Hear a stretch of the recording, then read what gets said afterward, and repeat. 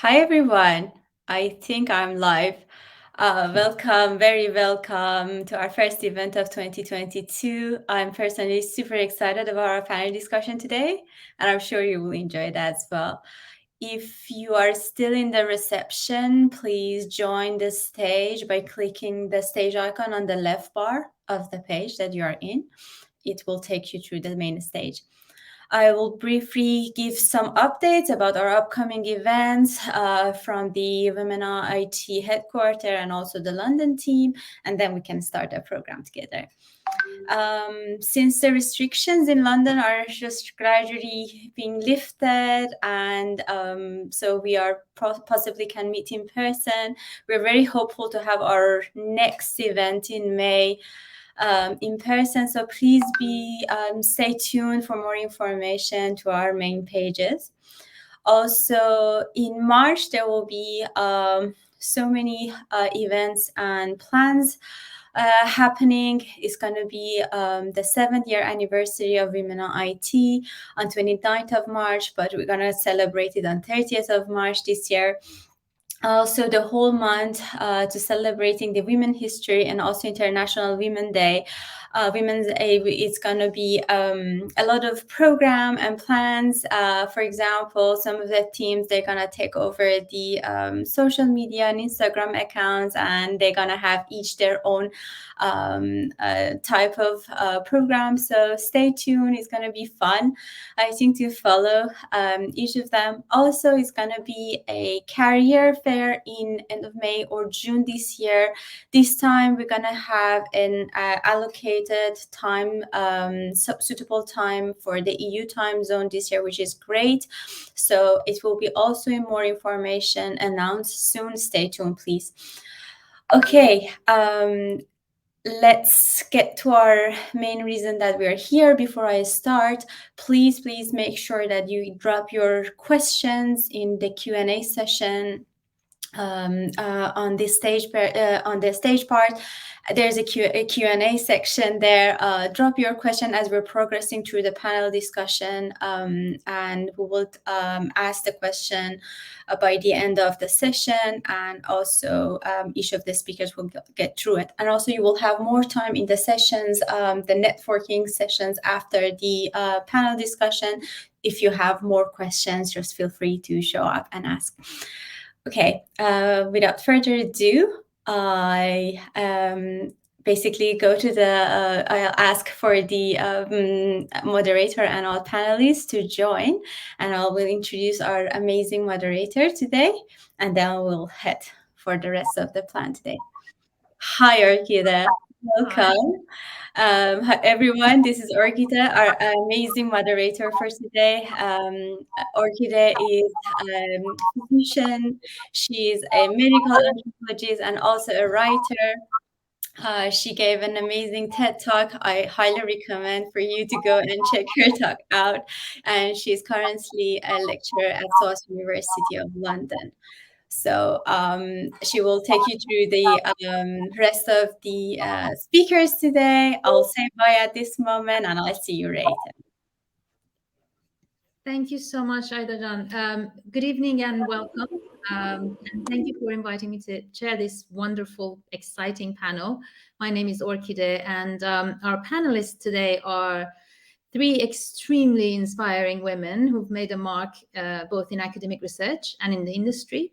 And each of them are leading voices in their own fields, respectively, but they share an interest in and an expertise on issues related to artificial intelligence and how it is already transforming healthcare. I'd like to briefly introduce our panelists to you, and in the interest of time, I invite you to read their biographies in the links we've provided before, but just to go over the names at least quickly. Dr. Sara Ahmadi, who's a lecturer at Imperial College. Dr. Mary Araghi, who's a medical epidemiologist and data specialist at Pfizer. And finally, Dr. Mahdokht Masaeli, who's the co-founder and CEO of Deepcell. We'll hear a lot about these things, these names that I just mentioned in a minute.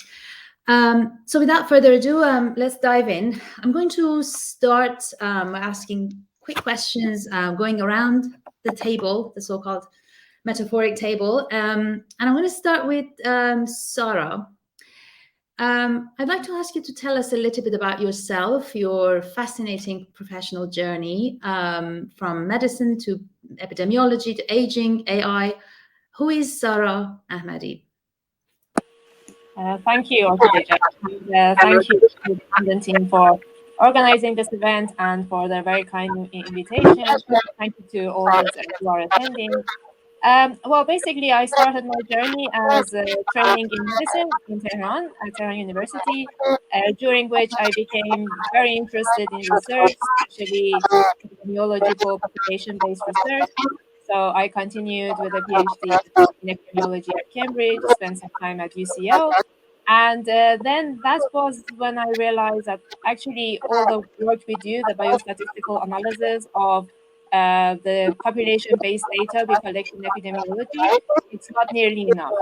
So to be able to progress and advance the field in science with the availability of all the biomarkers, the fluid-based biomarkers, and all the neuroimaging data that we have, we need to actually combine all of these together and be able to do research from combining all the data that we collect from people. And this isn't possible with usual biostatistical methods. So when I joined Imperial as lecturer, I started actually self-training in AI methods and applying those to obtain information from the multitude of data we collect. That's how I got here. And my main area of research is on neurodegeneration and dementia. Thank you so much, Sara. There's so much to unpack there, but let's just go around with introductions first. Next, I go to Dr. Mahdokht Masaeli. Mahdokht, tell us about your trajectory, which is quite different from the other two panelists in terms of your background and how you got to AI and how you're doing the amazing work that you're doing now. You're mute.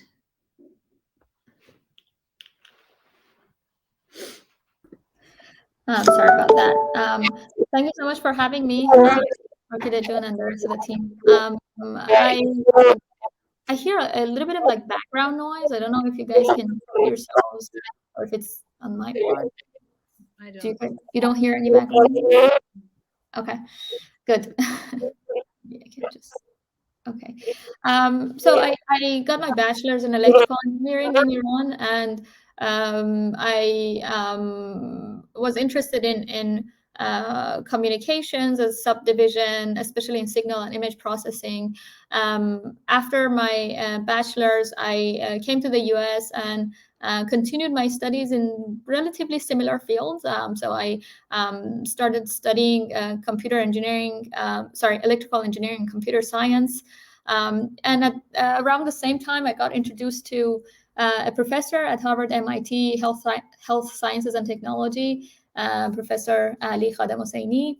And I just, out of curiosity, went to his lab to just see how the researchers work in this field. And since then, I've been hooked.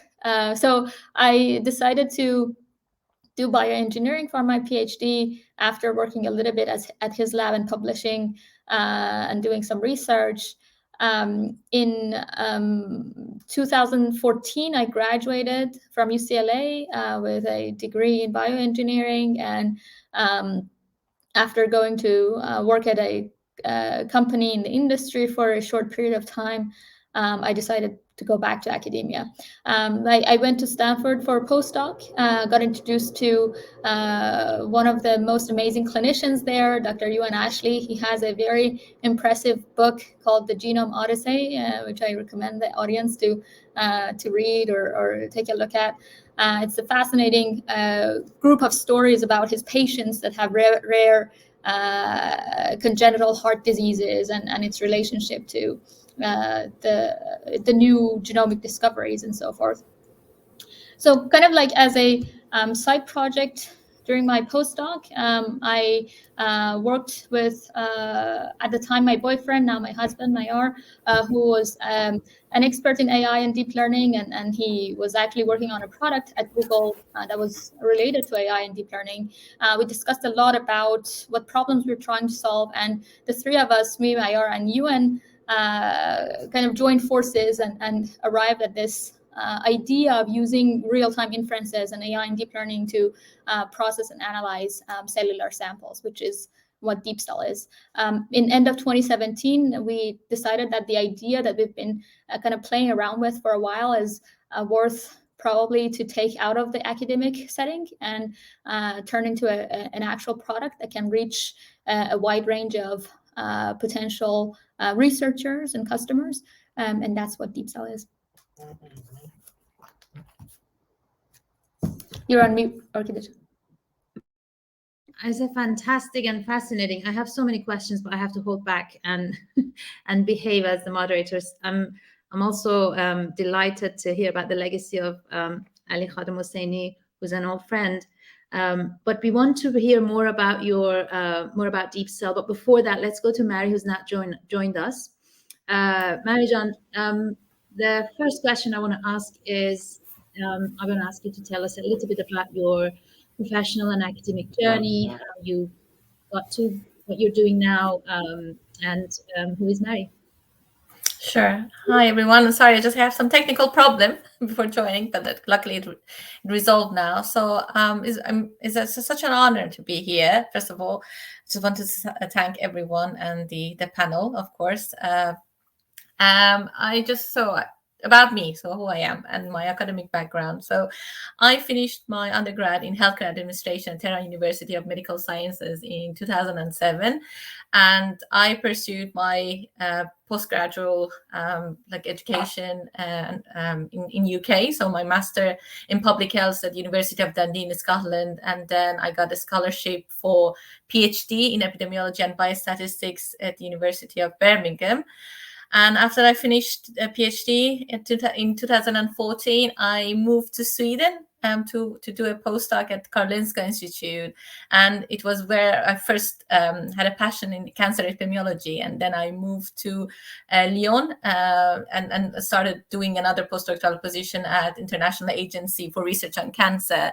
And then I just moved back to UK, and I was a postdoctoral student again at UCL, University of College London, and then Imperial College London. And then I just, after 13 years, I felt that I'm not doing what, I want to change. I want my success to be measured out of the basically academic metrics such as H-index or number of publications. So that was my main motivation to join Pfizer UK in September last year.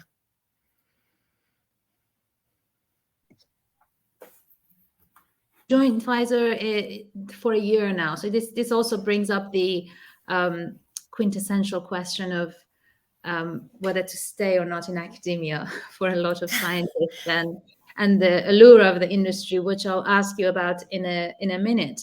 I'm going to mess with the order now. So let's go to Mahdokht and tell us about you've told me a little bit about Deepcell, what you do, the database, how exactly AI comes into it, and what most importantly, what the implications of your work are in relation to healthcare. Absolutely. So Deepcell is kind of like a deep tech company within life sciences. We are fascinated by the way that the cells look, or what we call cell morphology. And the technology basically makes it possible to do deep quantitative analysis of morphological features of the cells at single cell resolution, and provides a way for the first time to the researchers and to the clinicians to pull out cells that are morphologically unique or have desired features in the way that they look. So there's a lot of discussion right now, a lot of topics around spatial analysis of cells, and this is kind of looking at the spatial visuals of the intracellular properties. So the way that deep learning and AI is kind of related to what we do is that cell morphological analysis has a very long history in being used in the clinic, perhaps as long as the microscope was invented. But the challenge with cell morphological analysis and quantifying it and making it objective is that it relies a lot on human interpretation, and you always need to have an expert in the loop to look at these cells and visualize them and try to make sense out of what is unique about the visuals of, let's say, a malignant cell, a cancer cell versus a normal tissue cell or a healthy blood cell. So when you look at the terms that the physicians or the researchers or the clinicians use to communicate morphology, you notice things that have nothing to do with the cells, like a basket shape or a ring shape or salt and pepper, chromatin and things like that have nothing to do with the cell. But it's a way for the human to kind of project what our brains are trained as humans or evolved as humans to understand in an image in order to communicate that with their peers or in order to kind of find those features in other samples. So there's a huge amount of interpretation involved in the assessment of image if you want to do it right and if you want to get the level of accuracy that a pathologist or cytologist gets when they look at a cell. And therefore, it's very difficult to go after rule-based or feature-based approaches like measuring different organelles size or shape, etc., in order to arrive at the same level of sophistication. And that's where AI and deep learning comes into play, borrowing from a lot of fields like when you caption images or where you play games. These are things that are very difficult to define rules for, and AI and deep learning have shown to kind of transform the field and make the solution of some of these problems a lot more efficient. And that's where we are excited in bringing AI and deep learning to take over that interpretation, to do that at scale and objectively. Thank you, Mahdokht. There are so many questions come up here. I, as an anthropologist of science and technology, I'm immediately drawn to the discussion about interpretations. We do believe that scientists, as in any other profession, that part of the socialization of a scientist is learning to see in a certain way. And then the interpretations are, of course, always carrying an element of the personal and the historical and the cultural. So I'm curious to ask you more about that in a bit. But let's go to Mary now. And I'm quite curious to know about, you mentioned in our discussion before with me, not with the audience, you have mentioned the term social listening, which fascinates me. And I was wondering if you can tell us what AI and machine learning have to do with that, what your work is exactly at Pfizer's, and what is going to change as a result. Sure. Yes, so I'm like currently at Pfizer, just like as a medical epidemiologist and real world data specialist. I'm trying to basically provide my colleagues about like basically epidemiological input about any sort of like place in the research cycle. But in specific about AI is that like using AI basically in the research is that I am newly focusing on a project which, as you mentioned, involved with social listening. And what is social listening? So basically what Pfizer and any others basically pharmaceutical companies that may have this challenge is basically is the patient engagement. And like we want to just like have the voice of the patients to be heard, like so we will be able to just like to make the product with them for them, like so this is kind of like the goal. And so basically now using the most analytical like basically techniques such as AI and using machine learning, so we want to constantly monitoring the social platforms such as Facebook, Twitter, Instagram, basically with the goal of understanding like what's discussions, what's for example the feelings toward like basically this discussion, and how much they, for example, people are engaging in different like in different discussion.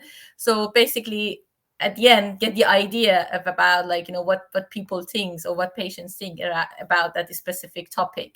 in or we think that is a research, for example, gap in the knowledge about like in that specific topic.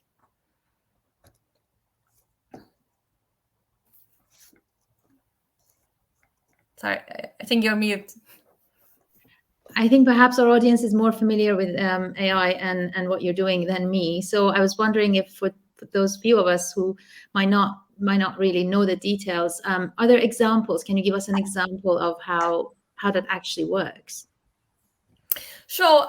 So basically, I don't know how much detail I can provide, or like, you know, or in the go deep into the context, but basically it's just like using the machine learning techniques such as NLP for basically analyzing unstructured data. So I mean, we with having the, for example, research questions in mind, like, you know, so we will just like, you know, we're trying to just basically use NLP to listen basically to this conversation, or like, you know, find the themes, or as I said, finding the reaction toward like, you know, that topic that goes, that people just are more like neutral or positive or negative. For example, like some of the things that just been recently done is about like, you know, mainly with COVID, for example, like the attitude toward vaccine. So this is something that like I think it is interesting to hear about what audience are basically thinking, what is the basically the perception around this, like, you know. So as we know that there are also so many people against the vaccine, so what are they thinking, like, you know, what are the, for example, the attitude, and like, you know, and we will intervene in that. So for example, if just for example is a lack of educations, or like, you know, any sort of like intervention, so we will try to also like intervene in that specific area to, yeah, basically to just like to meet the unmet needs of patients. Thank you, Marijan. Again, this raises so many questions. I have to hold back my questions and keep doing what I'm supposed to do. But I'll get back to you in a bit to ask about challenges. I mean, I'm going to get back to all of you to ask about challenges as well. But let's focus on the positives now, or maybe not so much, because now we want to go to Sara. And my question for her was, you know, just listening to these groundbreaking narratives and what AI can do, which is what we hear from the media, which is what the public hears as well. They're fascinating accounts, very promising accounts, and we know what progress has been made in medical sciences. But you were interested in talking about the myths, in your own words. Tell us more. Yes, certainly. Thank you, Orkideh. Yes, I'm pretty much the devil's advocate. But before I go into it, I'm in no way against AI, and I think AI has really transformed medicine, both directly and indirectly. I mean, I graduated from medical school in 2008, and since then, health tech has improved so much, and a lot of devices and things that are done today were really not possible 13, 14 years ago. And those wouldn't have been possible without AI. A lot of health tech is powered by AI, and like direct application, something like what Mahdokht just mentioned, or what Mari talked about. And you know, at the moment, AI helps with reading images, X-rays, CT scans, or even helps with reading pathology slides. Nowadays, with advances in health tech, we can actually do a heart echocardiogram on a fetus, an unborn child. This is like astonishing improvements.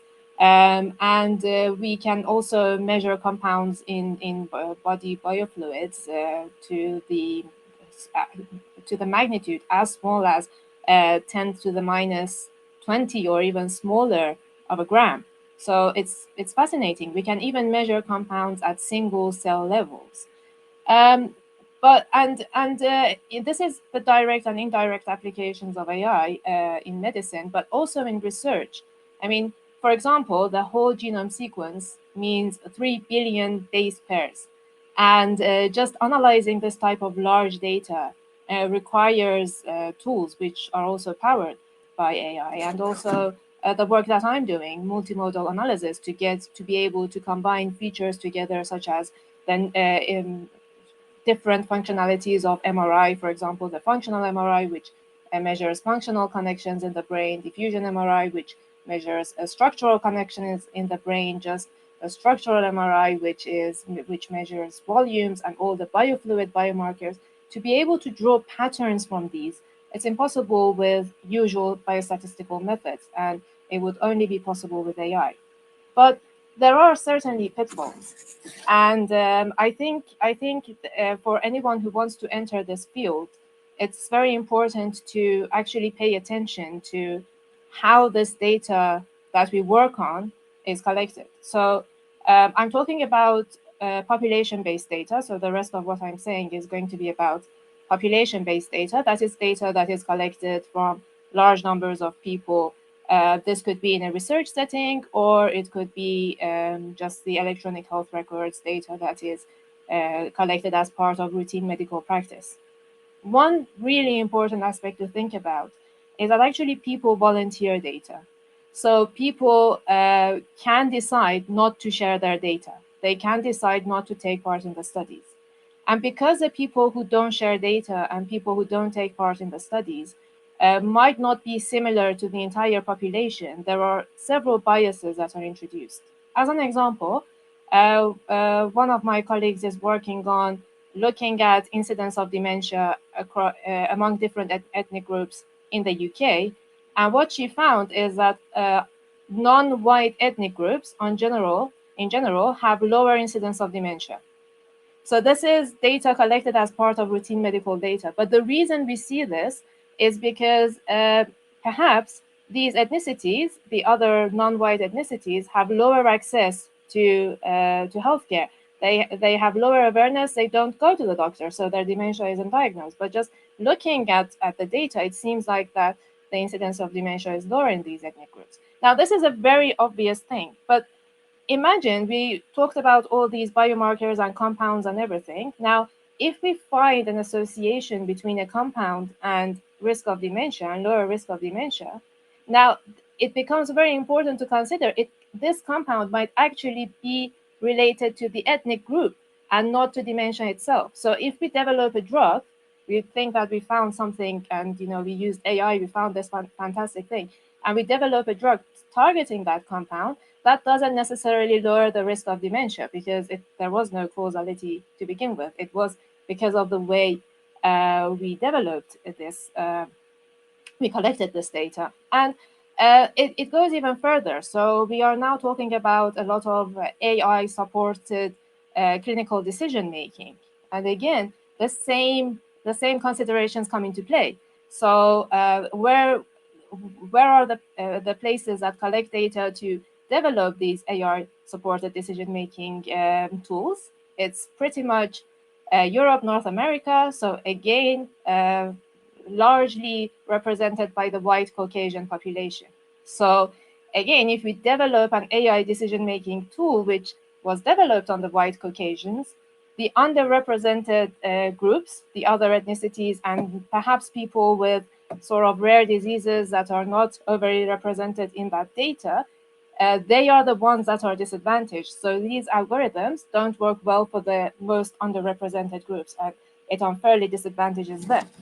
So in terms of actually the research, again, these pose a lot of problems, because again, people with unhealthy behaviors or people who develop the disease, these drop out of the studies, and similar types of biases occur with data that is collected in the research setting as well. So it's not just about the routinely collected medical data, but even in research settings, we see the same. For example, in our population-based studies, despite all efforts to get representation from other ethnicities, usually they are less than 5%, less than 2% that are non-white Caucasians. And another issue that is faced, so yes, we have all this fantastic data, all these sort of compounds that we are able to measure at cellular level, with very small quantities, and all the fantastic imaging that we can do. So, so why haven't we solved all these problems? Just thinking about, again, how data is collected. So whether it's research data or whether it's routinely collected medical data, we basically are able to collect data in snapshots once every few years. So in between, we don't know what happens. So for example, I look at the biomarkers related to dementia. Dementia has a very insidious process. It takes a long time to develop. I don't know when exactly the person developed dementia. So considering all of that, even when I measure the compound, the person might not have dementia now, but they might have the pathology. So this compound, I really don't know whether it was a cause or an effect of the pathology in the body. So we really need better ways of collecting data, so more continuous ways of collecting data. But that poses a lot of challenges in itself. I mean, how many of you are happy to have sensors in your home that measure all your movements, all your physical activity, that can record everything you eat, or how many of you are happy to wear something that would constantly measure the biomarkers in your blood and other biofluids? So that poses a lot of challenges in terms of privacy and ethics. So I'll be done in a little while. The other challenge that we have with AI is actually, when we find all these hits and associations and everything, is actually the interpretation. So as an example, I just mentioned the genome. So now we can do whole genome sequencing. So we can actually sequence the entire 3 billion base pairs in a person. It's expensive, but we can do. And then we find, and at a time, this finding genetic hits became such a big hype. So 10, 15 years ago, it was such a massive hype. Everybody wanted to drop everything and do gene-wide association studies. So thinking about it, among these 3 billion base pairs, we have about 20,000 genes that are recognized. Really squeezing it and really stretching it to anything that codes anything, we can get to maybe 50,000, not more. And it's basically about 2% of the genome we know what it does.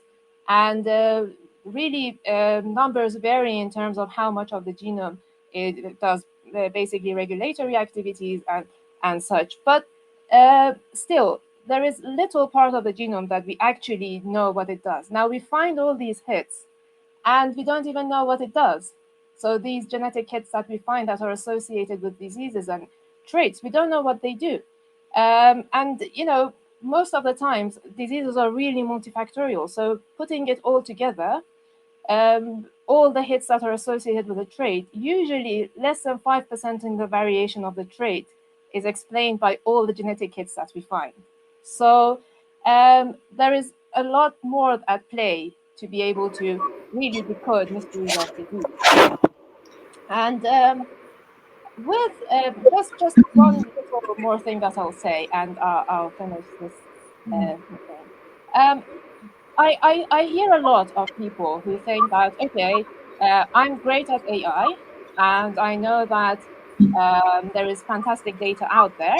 So why don't I just apply this AI and derive value from it? So we have massively collected routine medical data. If I just throw a neural network at it, then I have the best risk prediction tool. It's very important to understand where this data comes from. So as a final example, for example, in CPRD, the Clinical Practice Research Data Link, which is the GP routinely collected data, you have something that is labeled physical activity, and it actually measures physical activity. But this data is collected from less than 10% of the people. So it seems like it's measuring physical activity, but really what it is doing is basically this variable is an indicator of the person having a disease for which asking the question about physical activity is important. So if you don't understand how data is collected and you just throw a neural network at it, just using AI in and by itself won't generate any novelty.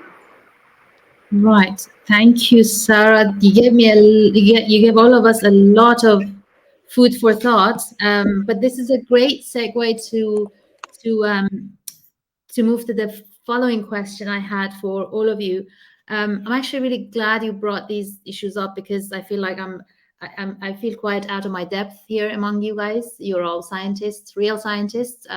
We study scientists, and one of the things that's very important in what we do is looking at exactly how data is collected, how data is interpreted, and you mentioned this idea of addressing these biases. In science, we might call these biases. But one of the problems is that this is why interdisciplinary research matters. But because one of the problems that is that you cannot address the biases unless you actually look the beast in the eye, look at inequality, sociopolitical factors, the historical trajectories that have led to this kind of configuration, the political and cultural settings we're working in, and also differences. And so it's quite a mega task, and it's not impossible, but it's only possible if these kinds of knowledge forms speak to each other. And so with that in mind, I wanted to bring the question back to Mary and Mahdokht very quickly. We have a little bit of time. Just briefly, I wanted to ask you, both of you, about data, about what are the challenges or discussions or debates. I mean, there are a lot of debates in my field about the ethics of data collection and what AI is doing, and most of us have heard about them. But I think the people who work in AI haven't deeply engaged with it, or maybe that's the myth that again has to be dismantled. But can you tell us a little bit about data, ethics of data, and what the challenges are in your work, and what are these ethical discussions that are in place amongst experts? I start with Mahdokht and then Mary. Sure. Thank you, Sara. Very important and great points you mentioned. I mean, for us, specifically talking about Deepcell, we primarily and specifically work with the identified data. We don't, I mean, as a research tool, we really don't get into clinical use cases just yet. I mean, a clinical lab setup is not what we are operating under at this point, but there's always those opportunities. We have inbounds interest about bringing this to a CLIA setup, bringing this to a setup that like we can do time point analysis of like studying the effect of a drug in a clinical study setting and so forth. And I think, some of the biggest challenges with AI and implementing it in healthcare in a way that it's directly touching the patient is a lot of questions that arise from the biggest promise of AI, which is its constant ability to learn. And what does that mean then for a test that means something today and something completely different maybe 6 months from now when the model has learned something new? And how can you think about making things forward and backward compatible, as they call it, so that it actually makes sense and you can produce sensible results for your clinician to interpret that and to communicate that with their patients? It's very unsettling.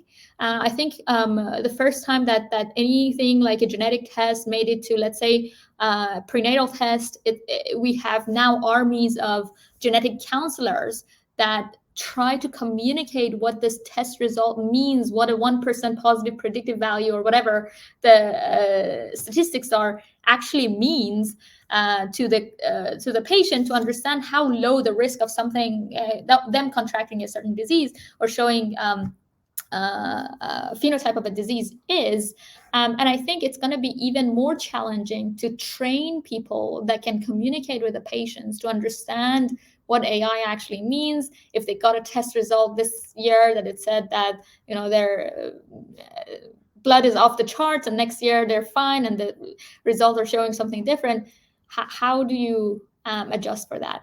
How do you regulate that? How do you put in correct validation and test studies, clinical studies, if you want to keep up with the biggest promise of AI, like every day learning a new thing?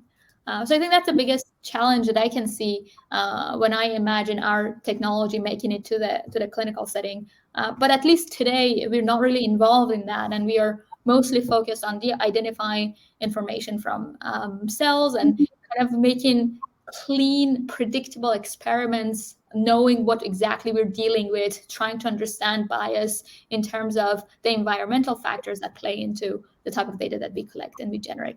Another thing that actually, just to mention briefly, one of the main reasons we built a hardware was because of the biases that exist within the data of imagery data. In pathology slides, everybody is basically creating their slides and taking the images with different methodology, with different accuracy, with a different camera, and it's very difficult to integrate all of this. So that was one of the reasons why that prompted us to build our own technology, our own hardware to unify that and remove some of the basic biases that exist.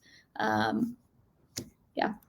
Thank you. That's fantastic. Mary, you tell us a little bit about data, and specifically about your work. I was thinking, the focus on patient engagement, patient centricity, which is now a big part of the discourse in a lot of pharma companies, including Pfizer. Is there an inherent contradiction there with then collecting data through AI, or collecting, not just collecting data, but producing knowledge through AI? Where is the patient? Where is the data? I know these are big questions, but just give us a flavor of what you struggle with you as in all of you. Sure. I mean, in terms of my perspective as someone that works in the social listening, so I mean, it's been claimed that social listening is ethical, because basically people give or aware that basically they already made their discussion publicly available. Sorry. But I as a researcher, I think is not 100% ethical.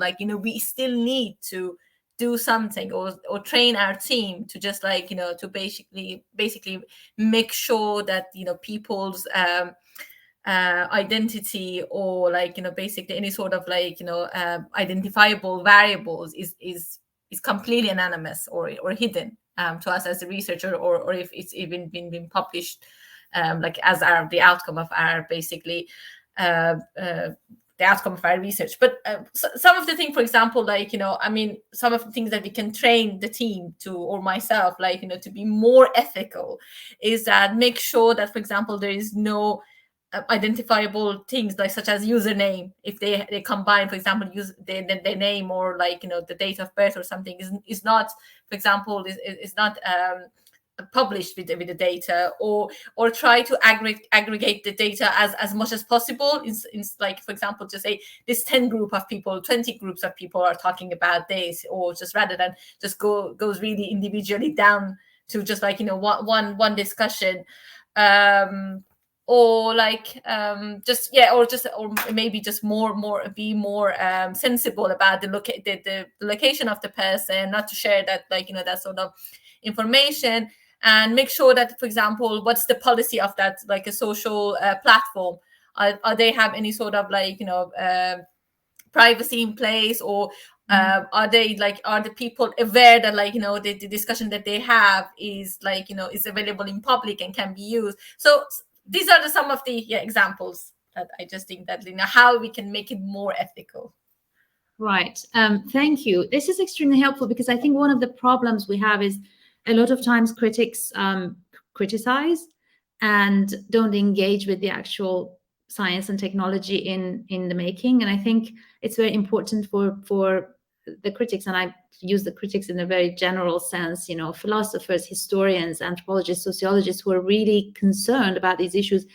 It's really important to have this conversation, a mutual conversation on equal footing, because we're also aware of the hierarchy of these disciplines, between these disciplines.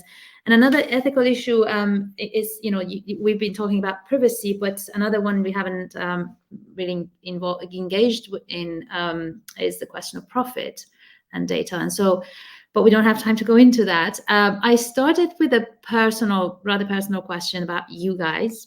And we have a few minutes left. I want to close with another question that's non-AI related. I wanted to ask you if you'd like to say a few words about how you have experienced the professional space you occupy as not just as scientists or entrepreneurs or academics, but also as women, and whether being a woman does have any bearing on what you do, and what your very personal experiences have been. And I take volunteers for that question.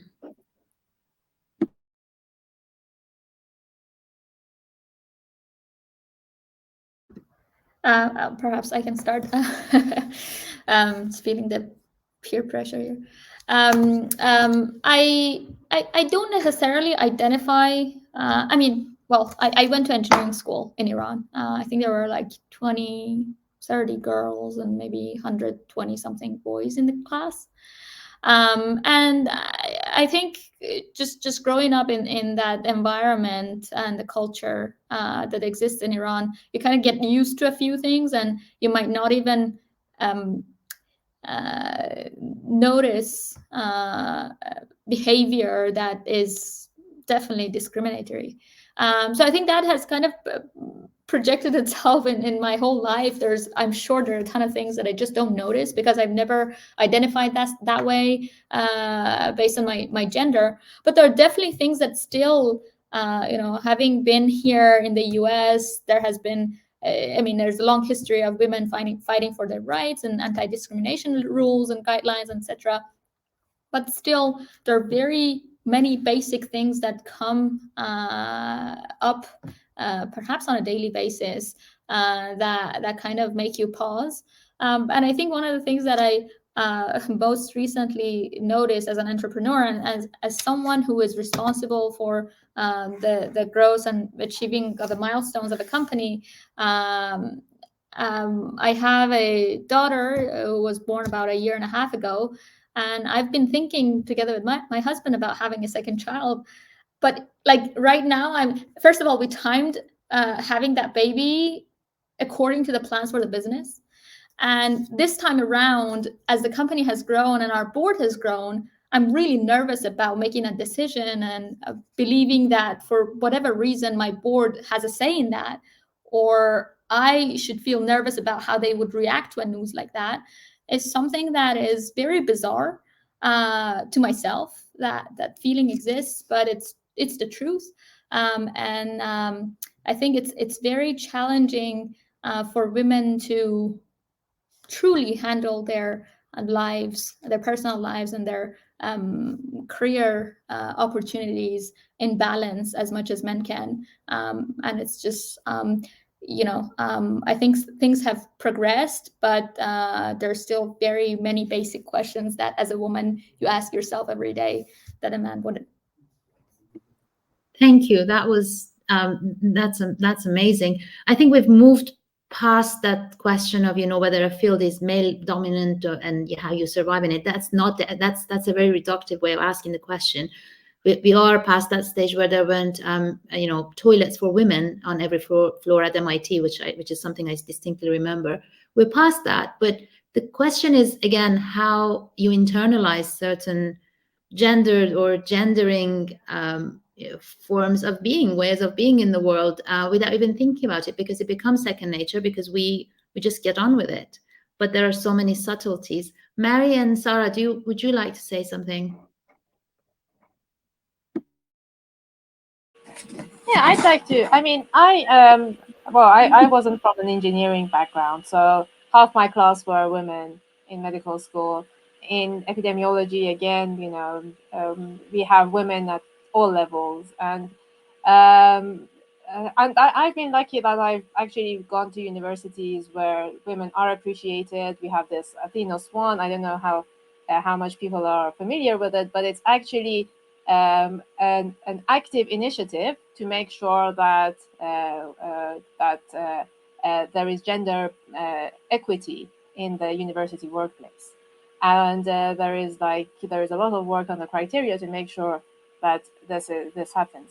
But I can't really say more than what Mahdokht has said. But there is some experiences which are very different between a man and a woman. For example, if a woman asserts themselves, has a voice, and speaks for themselves, and tries to stand up for themselves and for others, that becomes an angry woman who is difficult to work with. And when the man does that, it becomes this man has great leadership potential. So even at the very sort of level which people are very actively trying to make sure there is gender equality, still this type of behavior exists. And I have a friend that once, when I was actually trying to fight for myself and I was sort of being embarrassed to do that, he told me, "You are feeling like this because you are a woman. And if it were a man, he wouldn't feel like this." So now I've become a person that every time I want to do something or think about my reactions or anything, I would first ask my question, would a man also feel the same? Would a man also stay back? Would a man also sort of let themselves be let down or taken advantage of? Or would they speak up? And if I come up with the answer that the man actually would speak up, I would take myself out of the comfort zone and speak up anyway. And I think communication is key, because when I actually encounter negative reactions, I actually say this. Would you have shown the same negative reaction if the man had done the same? And we have to promote changing the culture ourselves, I think. Right. I think, thank you for bringing that up. I mean, I'm smiling because this is all like sweet memories for all of us. We've all been in meetings where we've said something and then someone says exactly what we said, and we're like, well, didn't I just say that? But they say it in a different way. And so the joke about didn't I just say that, and and another joke I remember in my department is to say, what would Carlo say? And it would completely change your posture and the way you're speaking. So these subtleties are there, but I think there's something also about the things that there is a limit to how much we can make changes, because there's also the issue of privileges and hierarchies and power. It depends on where you are you're all in very advanced and accomplished stages in your career, which makes things easier. In my experience, getting older makes things easier a little bit, but you have a long way to get there. I think with that question, I think we're just we're good with time. We can move into the Q&A, but before that, I just wanted to thank you all, the panelists, Sara, Mary, and Mahdokht. Thank you so much for these wonderful insights you shared with us. I want to thank the amazing backstage team of Women in Tech, Arife, Ida, Gelore, all of you. You've done a brilliant job. And thank you to our audiences who've joined us and stayed with us from various countries, I'm assuming. Thank you so much. And let's go to Q&A.